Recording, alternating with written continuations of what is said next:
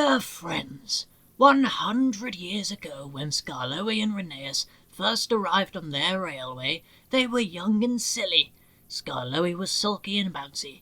He and Rheneas quarrelled, but they learned sense, and the owner has just given them a lovely 100th birthday. Talyclyn and Dolgok at Towyn are 100 too.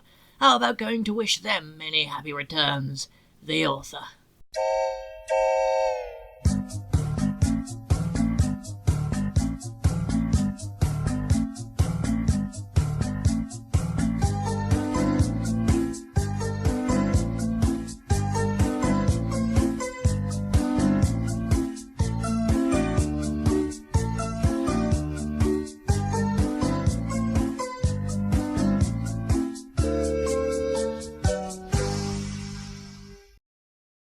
Skarloey made a face. "Not again, Nancy, please." "Just a teeny polish," she coaxed. "You must look nice for your 100th birthday." "I am nice. You're just a fusspot." "And you're a horrid old Crosspatch." Nancy polished him vigorously. Skarloey smiled. "Nancy," he said, "I really was a Crosspatch once. Shall I tell you?" "Yes, please." "Well, come down. I can't tell it properly while you're fussing up there." "Just 5 minutes then, no longer." Nancy sat down on a box and the old engine began. "Talyclyn, Dolgok, Rheneas and I were built together in England." "Who," asked Nancy, "are Talyclyn and Dolgok?" "Talyclyn is my twin. Dolgok is Rheneas's. Their railway is at Towyn in Wales and they're 100 too. They were green and we were red. Talyclyn and I had 4 wheels then, and no cab. We thought we were wonderful, and talked about how splendid we'd look pulling coaches." "What about trucks?" asked Nancy. Skarloey chuckled. "We had no use for them," he said. "I was finished first and sent away on a ship. I didn't like that. It wobbled dreadfully. At the port, the big railway kept me waiting. They had no cranes to lift me out. It wasn't the Fat Controller's railway then. He would have managed much better." "What did they do?" asked Nancy. "They used the ship's derricks. They nearly turned me upside down," said Skarloey indignantly, "and left me hanging while they arranged the truck." "You must have looked funny," gurgled Nancy. "Yes, and I felt it too. I got closer and closer. They fastened me to the truck at last, and an engine took me away. His name was Neil. He was ugly but kind, and we were soon friends." "So you're bound for the wee railway," he said. "You must put some order into those trucks. The hours they make you'd hardly believe." I didn't like the sound of that, but I was too tired to say anything. Plenty of people were waiting when we got there, but they weren't used to engines, and it was dark before I was on my rails. Then they left me, lonely and unhappy, and wishing Rheneas would come. Trucks were everywhere next morning. Suddenly, with a rattle and a roar, a train of loaded ones came in. I was surprised. "There's no engine," I said. A workman laughed. "They've come down by gravity," he said. "The empty ones need pulling up, though. That's why you've come." "But can't they go up by whatever it was you said?" "Gravity only brings things down. We need horses or engines like you to pull them up." "What? Have I to pull trucks?" "Of course. I won't. I want coaches." He just laughed and walked away. Soon Mr. Mac, the manager, arrived with some men. He showed them my parts from a book. "We're going to steam you, Skarloey," he said. "Can I pull coaches, sir?" "No, certainly not." I gave him such a look. They didn't understand engines, so it was easy. My fire wouldn't burn, and I made no steam. I just blew smoke at them. They called me bad names, but I didn't care. Next day they tried again, and the next, and the next. I just gave them my look, and wouldn't do a thing. At last the manager said, "Very well, be a Crosspatch, but we're not going to look at your sulky face all day. We'll cover you up and leave you till you're a better engine." "They did too," chuckled Skarloey. "They fetched a big tarpaulin and covered me right up. I didn't like that at all." "I think it served you right," said Nancy severely. "Never mind her, Skarloey. Please tell us what happened next." Nancy turned in surprise. A group of people had quietly come up to listen while Skarloey was telling his story. I was lonely and miserable, Skarloey continued, till at last the manager came. I hope now that you're a better engine. Yes, sir, please, sir. Because I've asked Mr. Bobby to come and look after you. Mr. Bobby had helped to build me in England. I liked him, so we soon had steam up. Come on, Skarloey, he said. We must help the workmen finish the line before the inspector comes. I didn't mind pulling trucks with Mr. Bobby, and we worked so hard that by the time Linnaeus arrived, the line was ready. Linnaeus never got so excited and bouncy as I did. He worked without hurry or fuss. Trucks often played tricks on me to make me cross, but they soon found that teasing Linnaeus was a mistake. He was shunting one day when I came alongside. I was excited. I'm pulling the director's train, I said, and taking the inspector tomorrow. Think of that. Linnaeus pondered. You mind your backs and bounces then, Skarloey, he said at last. The directors won't like them. Pooh, I snorted, and bounced away to fetch the coaches. Peep, peep, I whistled. Hello, girls. Who is it? Agnes's deep voice echoed from the back of the shed. It's an engine, whispered Beatrice, the guard's van. He's come to take us out. Beware of strange engines, warned Agnes. We must be on our guard. Our guard has just come, giggled Beatrice, Jemima and Ruth. The other coaches sighed with relief.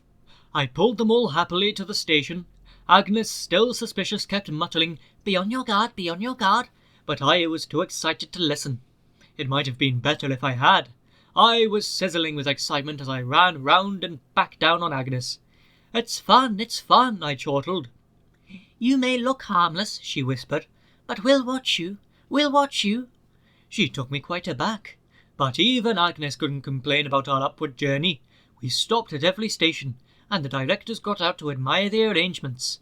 Everything went well. I forgot about Agnes, and the manager, smiling, joined us on the footplate for the journey home. It looks so easy, Mr. Bobby, he said as we rolled gently down. Can I drive him, please? We were running nicely. First rate, I hissed happily, gaining speed, and, all unknowing, I began to bounce. The manager, alarmed, closed my regulator. Too quickly and too much. Agnes's buffers clashed. He's playing tricks. Bump him, girls, bump him. They surged against me, urging me on. I bounced and lurched. I couldn't help it. The manager lost his footing, grabbed wildly for a handhold, and disappeared. Brakes, guard, please. Mr. Bobby seized my controls, stopped the train, and looked back. Two legs waved wildly from a bush. The manager was unhurt but very cross. I'll not ride that bucking Bronco again, he said. He sat in Beatrice for the rest of the journey. The directors complained. They'd been badly shaken. They said it was my fault. Linnaeus will take the inspector tomorrow, they ordered. You will stay out of sight in the shed. But late that evening the manager came. I'm sorry, sir. I did try to be good.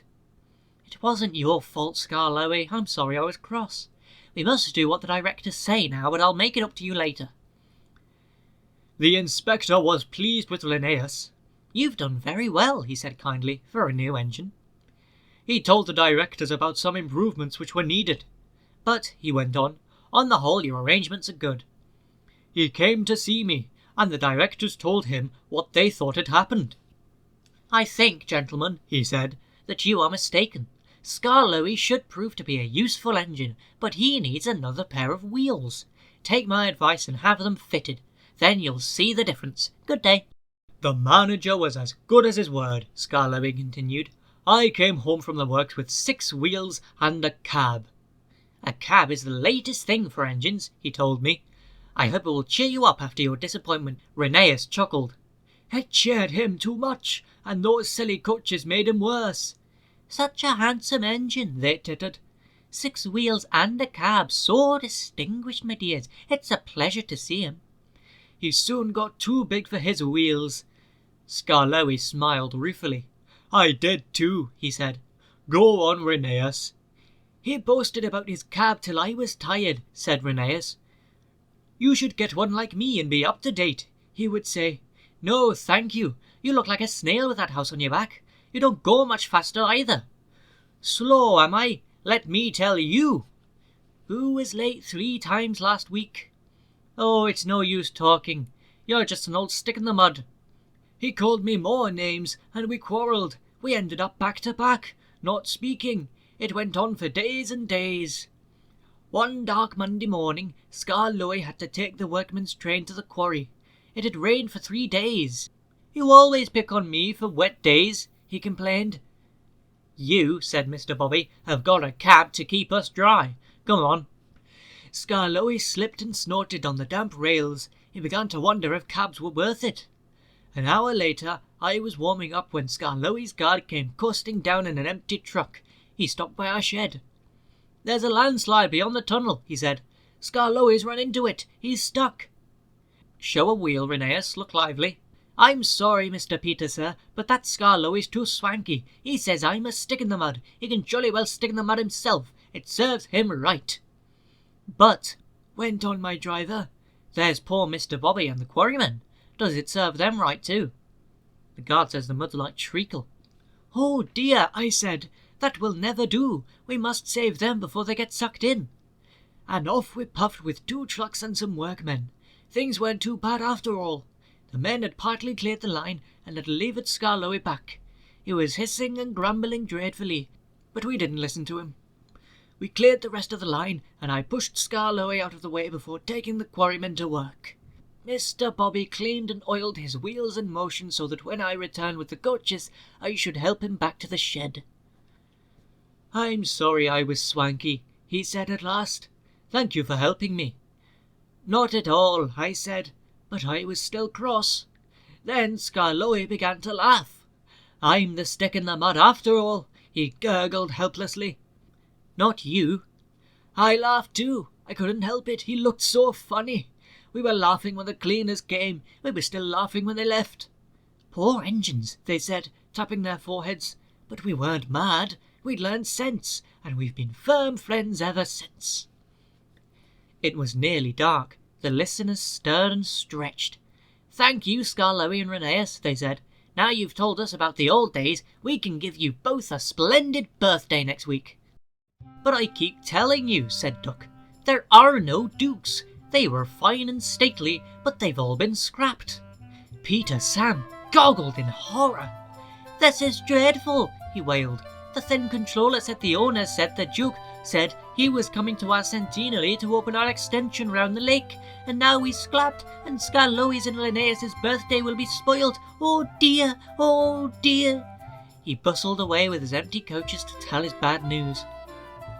"I think," said Scar Louie, "that Duck was pulling your wheels." "No, Scar Louie, he was quite serious." "He always jokes like that," chuckled Scar Louie, but no one agreed, and they argued so loudly that the thin controller came to stop their noise. They told him about Duck, but he paid no attention. "I've no time for this nonsense now," he snapped. "There's a change in tomorrow's work. Scar Louie, you will meet the Duke at 11 o'clock instead of 10:30, and he hurried away. "If there is a Duke," said Duncan, but they were all too tired to argue any more. They spent a gloomy night, but cheered up next morning when the cleaners greeted the birthday engines with an all-metal band. Drivers and firemen joined in, and even the thin controller banged on a complaint as loudly as anyone. The engines punctuated the music with their whistles. The owner laughed and held his ears. Presently he looked at his watch. "That's enough," he ordered. So Rusty, Sir Handel and Duncan went at once to find their coaches. Visitors crowded the big station. They wanted to go to places along the line to watch the celebrations. Peter, Sam and Rheneas had carefully practiced their parts. Passengers in Agnes, Ruth, Lucy, Jemima and Beatrice all wore clothes of 1865. Rheneas had to pull them behind Peter Sam's television train, not too close and not too far away, so that the cameramen could take their pictures. Visitors waved as they went by, and at last they reached the special sidings near the extension, where they settled down to wait. "Listen," said Peter Sam at last. "Here's Scar Louie. They're cheering him." "Good," answered Rheneas. "Perhaps that will make up for his disappointment over the Duke." Scar Louie wasn't disappointed at all.